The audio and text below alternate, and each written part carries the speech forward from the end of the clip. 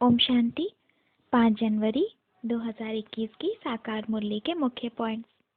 अभी जब हमें भगवान का असली परिचय मिल गया है कि वह हमारा परलौकिक बाप है, वह सुप्रीम सोल, ज्योति बिंदु, निराकार परम पिता, शिव परमात्मा, जो हम सभी आत्माओं का बाप है, हम सब उनकी संतान हैं, तो अब यह ज्ञान आने के बाद हम बच्चों के मुख से हे भगवान, हे प्रभु जैसे शब्द अच्छे नहीं लगते, क्योंकि ये तो ऐसा हो गया कि हम पुकार रहे हैं कि आओ और हम पर रहम करो। जब यह ज्ञान आ गया है कि हम ईश्वरीय संतान हैं और जो कुछ उनका है उन सब पर हमारा जन्मसिद्ध अधिकार है, तब फिर हम थोड़े ही कहेंगे कि हे भगवान रहम करो। फिर तो पूरे फक्र से कहेंगे कि हम भगवान के बच्चे हैं और फिर हमारी चाल चलन भी वैसी ही होगी। हम उनके खजानों पर पूरा अपना अधिकार समझेंगे। तब फिर वो रहम करम मांगने वाली दृष्टि वृत्ति सब खत्म हो जाएगी। यह कृपा करो, आशीर्वाद दो, ये मांगना सब तो भक्ति मार्ग में होता है।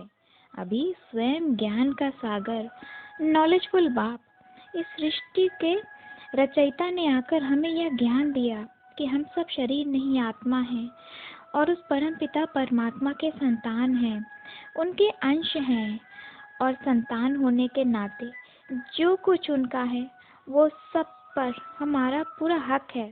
तो बस अब वो रहम करने वाली वृत्ति ही खत्म हो गई। बाबा ने फिर ये भी समझाया कि इस नाते हम सब आत्मा भाई भाई हैं।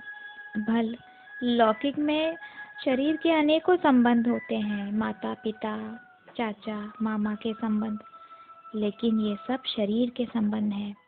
हम सबका गुप्त संबंध, आत्मिक संबंध तो भाई भाई का है। हम सब ज्योति बिंदु, उस परम ज्योति बिंदु के अंश, सब भाई भाई हैं। बाबा कहते हैं कि प्रदर्शनी में भी किसी को समझाना है, पहले ऐसे पूछो कि हमको पढ़ाने वाला भगवान है, अब बताओ वो कौन है, निराकार, शिव या श्री कृष्ण। पहले शिव जयंती आती है, जब शिव बाबा का अवतरण होता है। वो हमें सृष्टि चक्र का राज समझाते हैं। फिर नए युग में श्री कृष्ण देवता बनकर आते हैं, तो भगवान शिव बाबा हुए ना, श्री कृष्ण तो देवकुल के हुए। भगवान शिव बाबा हैं जो हमें राजयोग सिखलाते हैं। नए युग में, सतयुग में श्री कृष्ण जैसा बनने के लिए, देव पद पाने के लिए। अभी कलयुग के अंत और सतयुग के प्रारंभ के बीच का युग है संगम युग, जब भगवान आते हैं सारी आत्माओं को वापस अपने असली घर शांति धाम ले चलने। अब नाटक पूरा होने को आया है, सारी आत्माएं नीचे उतर आई हैं, इसलिए भगवान लिबरेटर और गाइड बनकर आया है, आत्माओं को दुखों से लिबरेट करने, गाइड बनकर शांति धाम ले चलने। फिर शांति धाम से हम जो देवकुल की आत्माएं हैं वो आएंगी सतयुग में, और बाकी आत्माएं अपने अपने टाइम पर अलग युगों में नीचे आती जाएंगी। अभी अन्य धर्मों में जब देखते हैं कि पाप बढ़ रहा है, तब संन्यास धर्म स्थापन करते हैं, पर इस संन्यास धर्म से कोई पाप थोड़े ही खत्म हो जाएगा। उन्हें बाप की ही असली पहचान नहीं है, वो नहीं जानते कि भगवान कौन है। तो अब जितना भी घर बार छोड़ संन्यास लो, कोई पाप भस्म नहीं होंगे।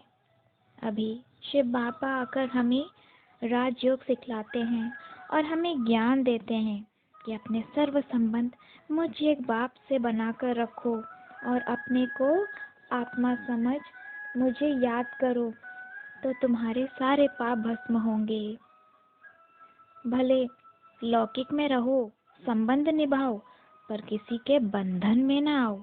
अपने सारे बंधन सिर्फ एक बाप के साथ हो। यह सफेद वस्त्र भी इसी का प्रतीक है कि हम जीते जी इस दुनिया के लिए मर गए हैं, हम एक बाबा के हो गए, और हमारा यह वाइट ड्रेस पवित्रता का भी प्रतीक है। अभी हम बाबा के श्रीमत पर कृष्णपुरी या फिर विष्णुपुरी कह लो, उसकी स्थापना कर रहे हैं। हम आसुरी संप्रदाय के थे, अभी दैवी संप्रदाय के बन रहे हैं। शास्त्रों में जो देवता और असुरों की लड़ाई दिखाई है, वह तो है हमारे विकारों से लड़ाई। यह है नॉन वायलेंट लड़ाई।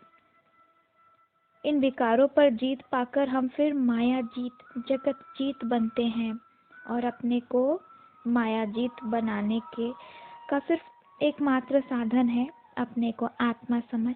एक बात की याद में रहो। वरदान में आज बाबा ने कहा कि पूरा विश्व अभी आपके जड़ चित्रों की पूजा कर रही है, आपके नाम की माला जप रही है।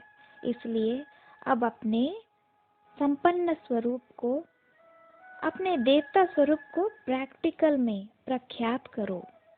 अपनी सारी कमी कमजोरियों पर फुल स्टॉप लगाकर दिव्य गुण धारण करो, सतो प्रधान बुद्धि धारण करो, तब साक्षात्कार मूर्त बनेंगे। फिर आप में जैसे भक्तों को भगवान का साक्षात्कार होगा। स्लोगन है, अपने अनादि और आदि गुणों को स्मृति में रख उन्हें स्वरूप में लाओ। अच्छा, ओम शांति।